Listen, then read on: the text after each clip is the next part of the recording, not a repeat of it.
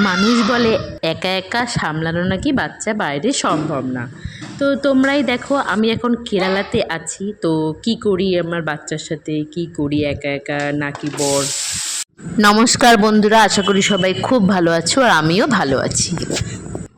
যারা আমার Facebook video দেখো তারা জানো এখন আমি কেরালা কোচিতে আছি, তো সেখান থেকে ব্লগটা শুরু করলাম। অনেক দিন পর ব্লগ করলাম। সবাই যেন আগে আমি চেন্নাইতে ছিলাম, তো আমার বর ট্রান্সফার হওয়ার পর আমাকে এখানে আসতে হয়।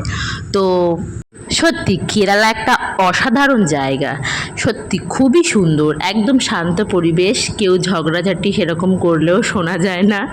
তো ভীষণ ভিডিওটা দেখো, আশা করি ভালো লাগবে।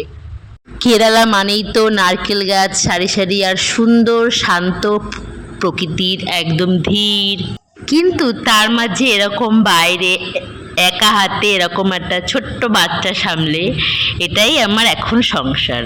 সত্যি আমার ভীষণ ভালো লাগে।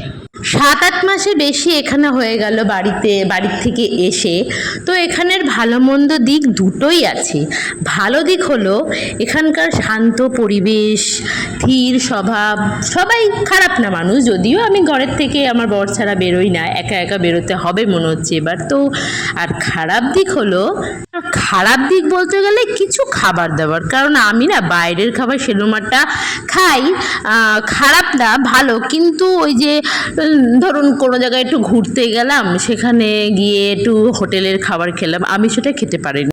মালয়ালম ভাষাটা এখনো উদ্ধার করতে পারিনি, ভাষা জানি না। উনি মোটামুটি শিখে গেছে, কিন্তু ভালোই পারে, কিন্তু আমি জানি না, আমার একটু কষ্ট হয়। তো খারাপ দিক মানে টুকটাক এইটুকুই, সেরকম কিছু নেই। আর তাছাড়া তো চেনা মানুষ নেই এখানে সেরকম, টুকটাক বাঙালি আছে ভালো। আমার পাশের যে ফ্ল্যাটে থাকে উনিও ভীষণ ভালো, কিন্তু আমি সবসময় বেরোই না, কারণ না ছোটো বাচ্চা নিয়ে বেরোই না, তারপরে আমার ভয়ও লাগে যতই মানুষ ভালো হোক না কেন।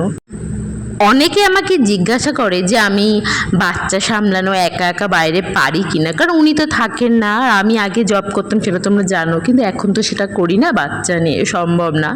তো হ্যাঁ, ইচ্ছা থাকলে উপায় হয়, আবার কিছু কিছু ক্ষেত্রে হয়তো অনেকে পারে না, এটাও বলা যাবে না। আমার বাচ্চা ঠাকুরের ইচ্ছায় সেরকম কোনো অসুবিধা করে না, টুকটাক আমি সামলে নিই, কী করবো। কিন্তু বলবো আমি ভালো আছি, আমার মানে আমি একা আছি আলাদা। তো অনেকে বলে নাকি একা থাকলে মানসিক রোগী হয়ে যায়, তো না, সেরকম কোনো ব্যাপার না, আমি ভালো আছি। আমাকে আমার বর বলেন একটু মাঝে মাঝে বাইরে যেতে, বাজারে যেতে, কিন্তু এখনো অবধি সে সাহসটা আমি কুলাতে পারিনি, কিংবা হয়তো বলে না ঘুম পায় যেরকম হয় আর কি ছোটো বাচ্চা থাকলে সেখানে। তা ভাই আমার আগে ঘুম, আগে আমি কাজ পরে করি, আগে আমার বাচ্চা ঘুমালে আমি ঘুমাই, কারণ আমি যখন আমার বেবি উঠে যায় সেরকম একটা ডিস্টার্ব আমাকে ঠাকুরের ইচ্ছায় করে না, তো আমার কোনো অসুবিধা হয় না। তো আগে আমি ঘুমাই, আমি অসুস্থ হয়ে গেলে আমার বাচ্চাটাকে কে দেখবে, তো ওই সব ন্যাকামো আমার কাছে নেই ভাই। আগে আমার বরেরও বলা আছে, আগে নিজের শরীর সুস্থ, তারপর আমার বেশিরভাগই খাওয়া হয় বাইরে, বিশেষ করে রাত্রেবেলা বাইরে হয়। তো সকালে যদি উনি চলে যান, মাঝে মাঝে উনি খান না, উনি বাইরে গিয়ে খেয়ে নেন, কিংবা কিছু খেয়ে নেয়, সকালে টুকটাক খেয়ে যায়। তো আজকে সেরকম কিছু করব না। বেগুন মানে আমার বাড়ির লোকের শেখানো বেগুন আলুর চচ্চড়ি, যেটা ঝালটা আমি এখন খুবই কম দিই, কারণ আমি খেতে পারি না, তারপরে আমার বাচ্চাকে যেহেতু একটু টুকটাক দিই, তাই জন্য ঝালটা খুবই কম। তো আজকে সেরকম রান্না করব না, ভাত করব, রাতে দেখা যাবে। আর এইটা দেখো স্পাইসি সুন্দর খেতে। আর মেয়ের তো ডিম আছে, ডিম আজকে পরে খাওয়ানো হবে। তা আমি ঘরটা একটু ঝাঁট দিয়ে নিলাম, তো ঘর মোছাটা দেখালাম না। তো তোমাদের ভিডিওটা কেমন লাগলো বলো। আমার মেয়ে কিন্তু এইভাবে ভাত খাচ্ছে, ও কিন্তু খাবে না। তো আমাকে এখনই কোলে নিয়ে বাইরে যেতে হবে, ঠাকুরের ইচ্ছে এখনও ফোন দিইনি, জানি না। তো এবার দেখো ক্রিম মাখাতে কী করে।